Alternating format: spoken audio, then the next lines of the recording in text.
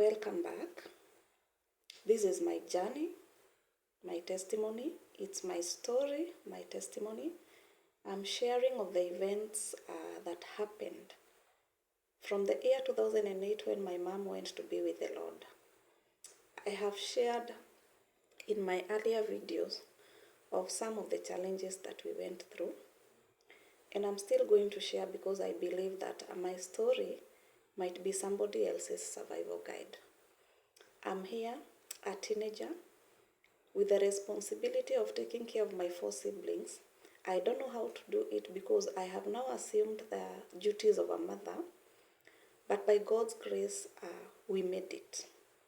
So some of the things that some of the challenges that we went through, I have shared, like not being able to have food, but of course we didn't go hungry because I shared of how I used to make sure I provide a meal. Money issues, not having school fees, but by God's grace that everybody got to go to school and to get their diplomas and degrees, and I thank God. So there's something else I observed in my family. There was a oneness that we enjoyed. Even when my mom was still around, we used to have oneness. Every time after dinner, we would have like praise and worship and a storytelling session, and my dad would tell us stories of how he grew up and such. So we still enjoyed this oneness. If something happened to one of us, then it happened to the rest of us. So in the village, some of the neighbors are not kind, and they will say mean words. So it happened so much to us. Even relatives, you will find your own relative being so mean in the way they address you. Others said that my brothers would not go to school and they will turn into thieves and start robbing people. You are telling this to a kid, and the only thing this person needs is hope. It's a message of hope.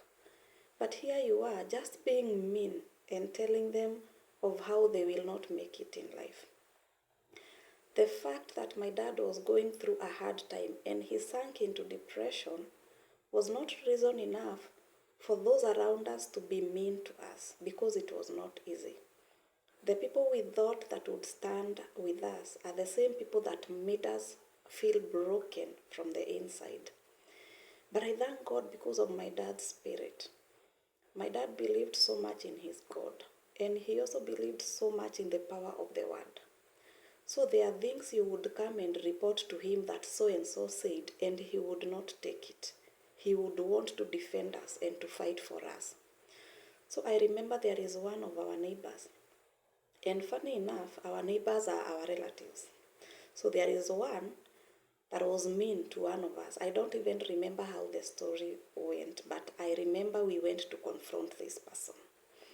So this person has been mean to us, saying mean words and just harassing us. And when we report to my dad, it didn't go in well with him. So he's so angry. And of course, he will first go and have a few bottles, then come back. So he comes back in the evening, and he is so angry about the matter. And he tells us, we are not going to accept this anymore. And we are going to confront this person, and we are going today. So we get so psyched up, and we have to now go and confront this person for saying mean words to us. So we arm ourselves for the attack. It's at night. And now my dad is with us. It's a team. We used to go, all of us. Nobody was left, even the youngest. We used to go as a team. So here we are. You just grab whatever weapon is near so that you can keep yourself safe. So, and we go to confront this person. I am there, the firstborn, of course, I have to lead. And I knock the door so hard. Now I have the backup of my dad. And we start shouting and telling this neighbor, yeah, whatever you said was not okay. So many things. And it became so heated. So he's coming out of his house so angry, and he thinks it's only us, the children. But he doesn't know my dad is with us. And he wants to hit one of us, and my dad grabs his hand. Yeah, and it's family. So those are some of the challenges that we went through. You are even getting to a point of having to fight with your family members. Yeah, and I don't know why the society is so quick in judging, and even so quick in not getting into somebody else's shoe, judging without getting into somebody else's shoe. Yeah?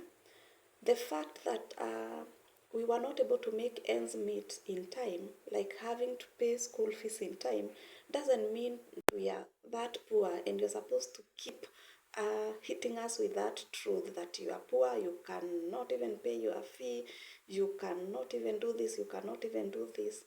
Those are things that my dad would not accept. He would not let you look down on us. He would go and confront you. My dad is that kind of a person who is so much, who so much believes in himself and also in his God. He will not have the resources, but he will stand and defend us. There are words that you speak to us, and he will not let them pass. He will nullify those words. We had to keep reminding people we are not poor. It is not us who are poor. It is you who is poor. It is not us who will not go to school. It is your children who will not go to school. Every time you tell my dad something, so and so said we shall not even go to school, he will ask you, he will tell you, go tell them it is his children who will not go to school. My dad is that kind of a person. He will not accept people to ridicule us and to look down on us. And neighbors and everybody else, please let's be kind. Yeah, when somebody is going through a situation, you never know their tomorrow. These people you are looking down upon, these people you are hating, might be the same people that will come and rescue your children, might be the same people that will come in and save you one day. But you are looking down on them because for now they cannot afford this, they cannot afford that. And you are quick to judge, to offend, and even to break them from the inside. It is wrong. Let's be each other's keeper. Whatever your neighbor is going through, be there and journey with them. If you cannot provide money or anything, any kind of help, let your words be kind. Don't be mean, especially to children. These are innocent children. They just lost their mom. And here you are. Nothing, not a kind word to these children. But I thank God for my dad. He would not let such nonsense, become a reality in our lives. We used to demand for respect. People even feared dealing with us because we would confront you. Yeah? It was not easy.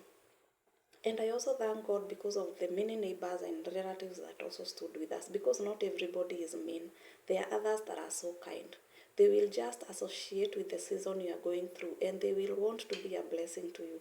They would even come and give us food. They would even chip in when it's time to pay school fees. So not everybody was mean to us, but there are those that were mean to us. And those that were mean to us, my dad was quick to defend us. He was quick to lead in our self-defense. We used to demand, please don't do this to us. We are normal people. Losing our mother doesn't mean we have stopped being normal people. Treat us like a normal person.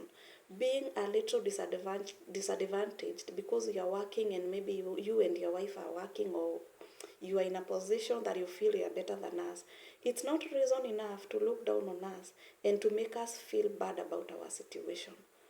You need to be kind. Be kind to each other. Be kind to those that are going through hard times. It's a season. In this season, I might be going through a hard time, but in the next season, God is going to make things work for me. So be kind, because you never know my tomorrow.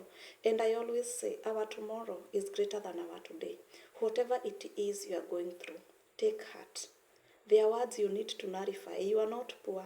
You are blessed. God is telling us that we are blessed in our going in and even in our coming, in our going out and even in our coming in. So don't believe such words that mean people will speak to you.